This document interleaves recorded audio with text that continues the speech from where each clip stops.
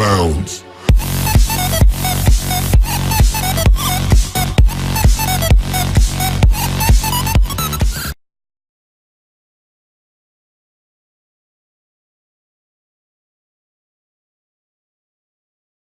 آئیے دوستو، آج ہم بات کرتے ہیں ملکہ الزبتھ اول اور الزبتھ دوم کی۔ الزبتھ اول انگلستان کی ملکہ جو ہنری ہشتم کی بیٹی اور مغل بادشاہ جلال الدین اکبر اور عباس اعظم کی ہم عصر تھیں۔ ملکہ این بولین کے بطن سے پیدا ہوئیں۔ اس کا عہد برطانیہ میں نشستہ ثانیہ کا عہد تھا۔ برطانیہ کو اس کی فراست اور تدبر سے عروج ہوا۔ ادب اور فنون کو ترقی ہوئی جس کا نقطہ عروج شیکسپیئر کی ذات ہے۔ برطانوی جہاز رانی کو فقید المثال کامیابیاں حاصل ہوئیں۔ ہسپانوی بیڑے کو تباہ کیا گیا۔ ہندوستان اور دیگر مشرقی ممالک میں تجارت کمپنیاں قائم کی گئیں۔ ان وجوہ کی بنا پر اس کے عہد کو عہد زیریں کہا جاتا ہے۔ ان کا انتقال 1603 میں ہوا۔ ملکہ الزبتھ اول کا خاندان ٹوڈیر تھا۔ ان کے والد کا نام ہنری ہشتم اور والدہ این بولین تھی۔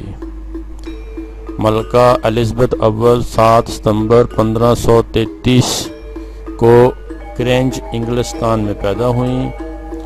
وفات 24 مارچ 1603 59 برس کی عمر میں لندن میں ہوئی۔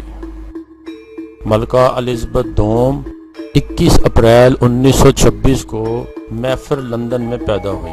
مکمل نام الزبتھ الیگزینڈر میری وینڈسر ہے۔ ملکہ الزبتھ دوم برطانیہ کی موجودہ حکمران جو اپنے باپ جارج ششم کی وفات پر 6 فروری 1952 کو تخت نشین ہوئیں۔